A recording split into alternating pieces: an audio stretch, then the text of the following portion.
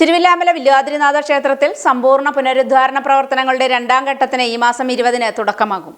തിരുവില്ലാമല വില്വാദ്രിനാഥ ക്ഷേത്രത്തിന്റെ സമ്പൂർണ്ണ പുനരുദ്ധാരണ പ്രവർത്തനങ്ങളുടെ രണ്ടാം ഘട്ടത്തിന് ഈ മാസം 20-ന് തുടക്കമാകും. സംസ്ഥാന ദേവസ്വം മന്ത്രി കെ മുരളീധരൻ പുനരുദ്ധാരണ പ്രവർത്തനങ്ങളുടെ ഉദ്ഘാടനം നിർവഹിച്ച് രണ്ടാം ഘട്ട പ്രവർത്തനങ്ങൾക്ക് തുടക്കം കുറിക്കുമെന്ന് ക്ഷേത്ര സമിതി ഭാരവാഹികൾ അറിയിച്ചു. അഗ്നിബാധയ്ക്ക് ശേഷം ആരംഭിച്ച പുനരുദ്ധാരണ പ്രവർത്തനങ്ങളുടെ രണ്ടാം ഘട്ടമാണ് 20-ാം തീയതി മുതൽ ആരംഭിക്കുന്നത്. ക്ഷേത്ര ഉപദേശക സമിതി, ദേവസ്വം ബോർഡ്, ഭക്തജനങ്ങൾ എന്നിവരുടെ സഹകരണത്തോടെയാണ് പുനരുദ്ധാരണ പ്രവർത്തനങ്ങൾ മുന്നോട്ട് കൊണ്ടുപോകുന്നത്. പ്രവർത്തനങ്ങൾക്ക് എല്ലാ ജനങ്ങളുടെയും അകമഴിഞ്ഞ പിന്തുണയും സഹകരണവും ക്ഷേത്ര സമിതി അഭ്യർത്ഥിച്ചു.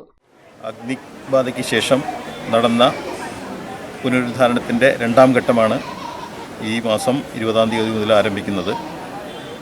ക്ഷേത്രോപദേശക സമിതിയും ദേവസ്വം ബോർഡും ഈ ദേശത്തെ എല്ലാ വില്വാദ്രിനാഥ ഭക്തരും ചേർന്നാണ് ഈ യജ്ഞം തുടങ്ങാൻ പോകുന്നത്.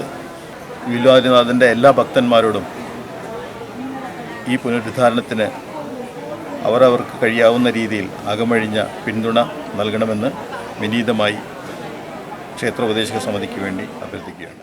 നിലവിലെ എസ്റ്റിമേറ്റ് പ്രകാരം ആദ്യഘട്ട പുനരുദ്ധാരണ പ്രവർത്തനങ്ങൾക്ക് ഏകദേശം 20 കോടി രൂപയാണ് ചെലവ് പ്രതീക്ഷിക്കുന്നത്. എന്നാൽ പ്രവർത്തനങ്ങൾ പുരോഗമിക്കുന്നതിനനുസരിച്ച് ചെലവ് ഇനിയും വർദ്ധിക്കാനുള്ള സാധ്യതയുണ്ടെന്നും ക്ഷേത്ര ഉപദേശക സമിതി ഭാരവാഹികൾ അറിയിച്ചു. അതിനാൽ പുനരുദ്ധാരണ പ്രവർത്തനങ്ങൾ പൂർത്തിയാക്കുന്നതിനായി ഭക്തജനങ്ങളുടെയും പൊതുസമൂഹത്തിന്റെയും സഹായവും സഹകരണവും അത്യന്താപേക്ഷിതമാണെന്നും ഭാരവാഹികൾ വ്യക്തമാക്കി. ഏകദേശം 20 കോടി രൂപയോളം എസ്റ്റിമേറ്റഡ് ബഡ്ജറ്റാണ് ഇപ്പോൾ ഈ ആദ്യഘട്ടത്തിൽ ഞങ്ങൾ പ്രതീക്ഷിക്കുന്നത്. ഇതിൽ കൂടുതൽ ആവാനാണ് സാധ്യത. എല്ലാവരുടെയും സഹായ സഹകരണങ്ങൾ അത്യന്താപേക്ഷിതം.